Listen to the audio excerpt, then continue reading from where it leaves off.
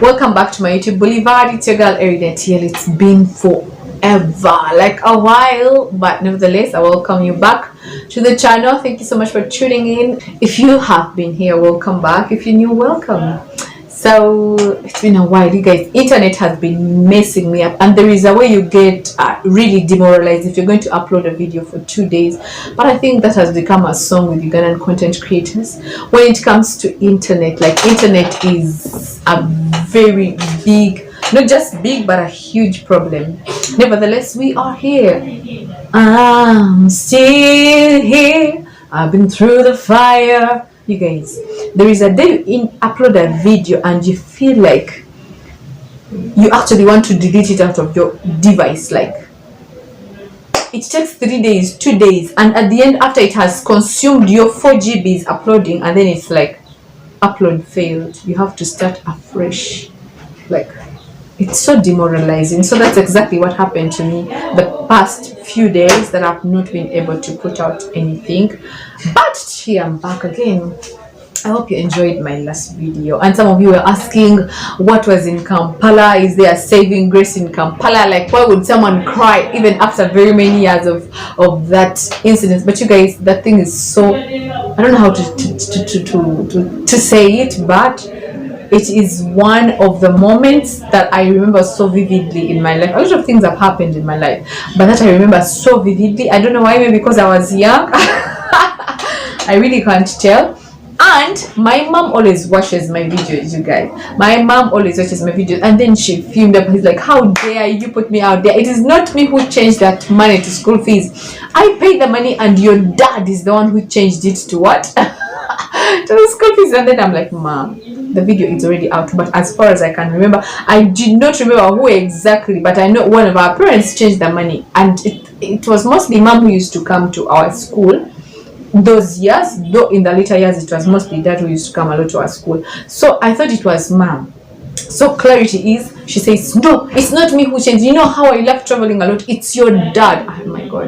And you guys, now that she says it's my dad, I believe it so perfectly well, because our dad has even ever got us from the stage when we are going to perform, and then he took us home. That it was time to go home, like he was tired. That's my dad.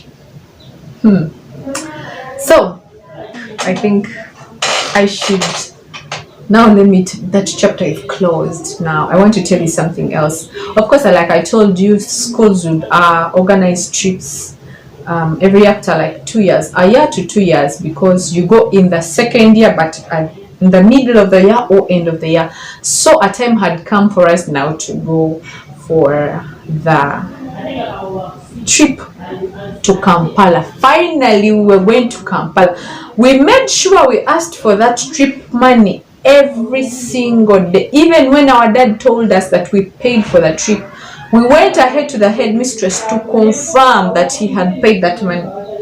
And we asked her, please, in case of anything, school fees, please don't change our trip money to school fees. So this time around, we're not certain because of, once bitten, twice shy. So like, we were setting off on Friday for a trip. Thursday evening, we went back home early to rest so that we could get ready for our trip the next morning. So the uniforms, once your name is ready, you're confirmed you're going for the trip, you bring the uniform to school. So the headmistress irons it and ensures that it is perfectly neat to go for the trip. So, but that night we were restless, you guys. We didn't want anything that had happened to us before to happen again, So my sister and I, we literally didn't sleep. So our dad was around by evening at around 6. Oh, he was like, you guys, I'm here. We are like, Daddy, don't go. At least you have to leave us when we are in that bus going to Kampala. You guys, I do not know what is in Kampala. Till now, there are still some people who strive and struggle so hard to come to the city. And yet there are people in the city who don't even feel like it's a big deal to be in the city. Even me right now, I don't feel it's a big deal to be in the city. But then, I don't know what was wrong. So We went to sleep at 7. Our dad told us sleep so early so that we can wake up so early to go to school. So that, because they told us at school, if you come late, the bus would have already gone. Like, who would want to miss Kampala the second time? Went to bed at 7. At around 8, we woke up. Our dad was there. Here we are like, oh, so he's not lying us this time, he's there. My sister tells me, Dad is there. Because I used to sleep with my little sisters, like, Dad is around. We surely shall go for that trip. We go back and sleep. At around 10, we woke up. Now, when he saw that we had gone to bed, he moved out to go and buy for us escort, what would take us escort for the tea in the morning before we went to school. Yeah. So when we woke up at 10, he was not there. My sister tells me, Erina, Daddy lied to us. He's not there. He's not in his room, like he left. We started crying. Now we were crying like in hiding.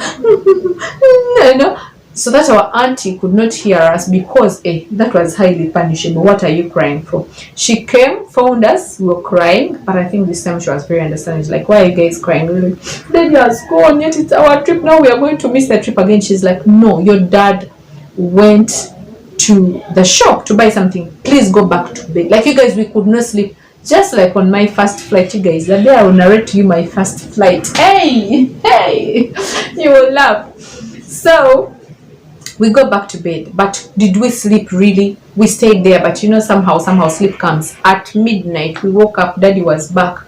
We said, no, Daddy, we woke up the other time, you were not here. It's like, I had gone to buy for you bread. What were you going to take tea with in the morning? We are like, we can't go back to bed. He's like, you guys, sleep, wake up at 5 so that you go to school. But they had told us the bus going to Kampala is going to set off at 6. We told Dad, no, we can't wake up at 5. By 6, the bus would be going.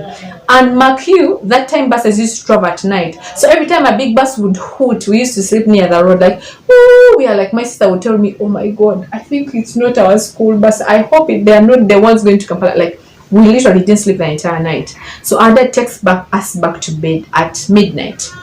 By 3, we were awake. We told him, no, Daddy, this is so late. We can't take it anymore. We have to be at school. And sawa mwenda, we were like, no one in that house literally got sleep.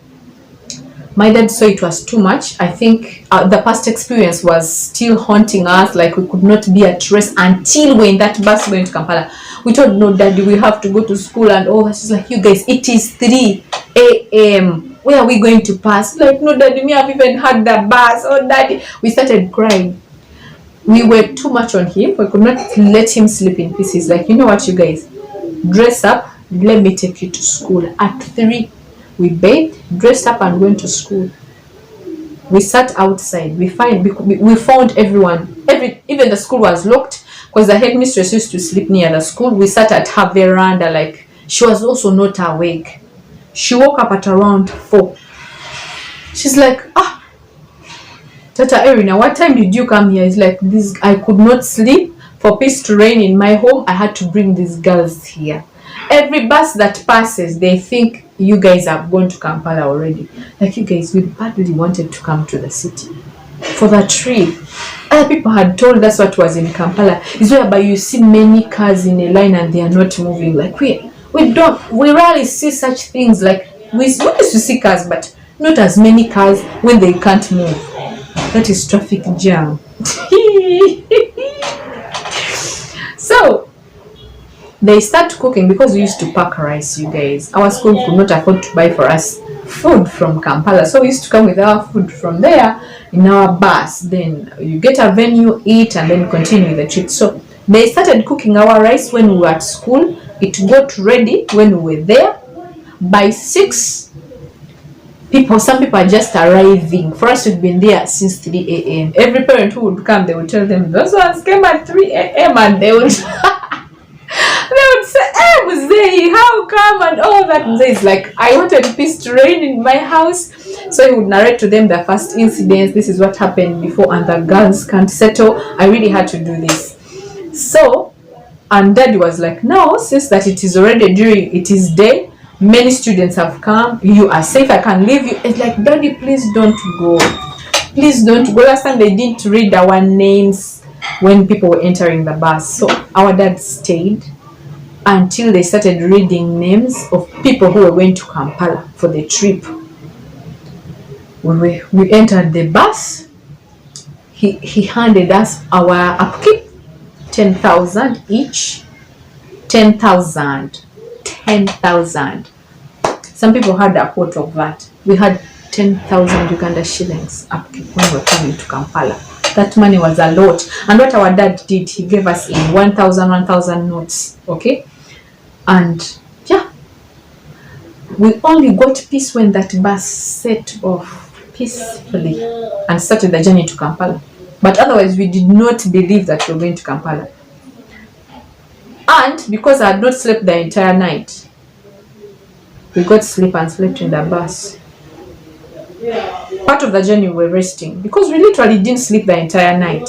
So we got time to sleep in the bus and reached. When we first made it to Kampala, it was my first time to see cars in a line. They are not moving, and our bus was among them. Like, cars were very many, they had nowhere to pass. That was my first time to see traffic jam. Where would I see it from the village? With cars moving apart, I've never seen that many cars that the road was not enough for them. Hey, that was the very first thing. Now we got tired, we got hungry. We reached the zoo at around maybe midday. We had fun in the zoo, and that's where we had our lunch. They served us our rice, and they had bought for us soda. But they didn't buy a lot of soda because we're supposed to visit the zoo, Didi's World, that is now Wonder World, and then Coca-Cola. That's where they make soda. And our sister had told us, if you visit Coca-Cola, you drink soda as much as you want. Even if you want a jerry can of soda, they will give you. Said, eh. Some of us were even refusing the soda the school was giving because we were going to take soda from Coca-Cola. So we had our lunch in zoo, and just for the memory, I think I've just shot a video for the zoo. I hope you guys enjoyed it. I've gone there several times now that I'm in Kampala. Even when I started working, like, I've been to the zoo several times because every time I'm there, their memories, sweet memories come back of my childhood, the photos I took. Like, currently I can't access them. I would show you. But I love going to the zoo. I can go there over and over again. And I'll still say the management of Uganda Wildlife Authority is planning to plant zoos in each and every city. Remember, Uganda has 7 new cities. So every region is going to have a zoo in the city. Okay? How beautiful is that? And I'll have to visit each of them. Okay? So from the zoo, we went to Wonder World. That's where we have had... before initially I've had my sisters who had come to Kampala before me, they would talk of bumper cars, octopus, like those. Hey, okay, like it is. I wouldn't compare it to Disney, of course, but it's our Disney in Uganda also. Okay, it's Wonder World now, no longer Didi's World. We had fun there. Ice cream. We ate ice cream, and some of the students didn't know ice cream. They would ask me, Erina, what are you eating? Of course, for me, I had tasted ice cream before. Okay, I had tasted ice cream before. So you go and buy, people see you with something new, they're like, Erina, what are you eating? It's like, this is called ice cream. So everyone will go and buy. Okay, some people knew, but others didn't know. I bought wafers because what I remember so vividly, our mom used to buy for us wafers every time she came to Kampala. So when I saw the wafers, people didn't know they were used to biscuits. What, like, those were common things. So I bought wafers, and everyone's like, I could give them to taste. Oh, have you tasted wafers? They taste like, hey, Erina, these biscuits are. I'm like, they're not biscuits, they are wafers. And I tell you what, in Didi's World, we found kids from Kampala schools, and kids could speak English. And you would think they are, how should I say it? They are English.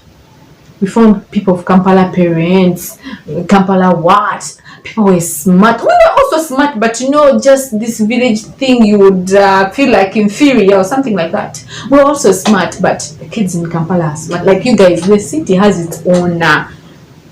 Even if someone was shabby, you would still say, you look at this shabby guy and he speaks English and you want to faint.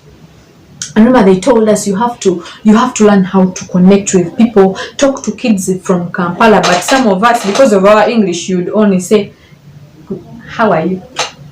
How are you? They're like, oh, how are you? How's everything? Where are you from? The kids would talk English, my dear, like a machine, and then you'll be like, you just smile. Kampala, Kampala. You guys, I don't know if you've experienced that, whereby you are from a village school and then you're meeting with kids from Kampala, maybe for workshops or something like that, and then these kids, they're so confident, like they talk like nothing blocks them. That's what we found. Then kids say, come, let's go to the bumper castle. Me, I tried to make friends, of course, but the English was a limitation. I had good English, but it wasn't flowing like those kids from Kampala, you know.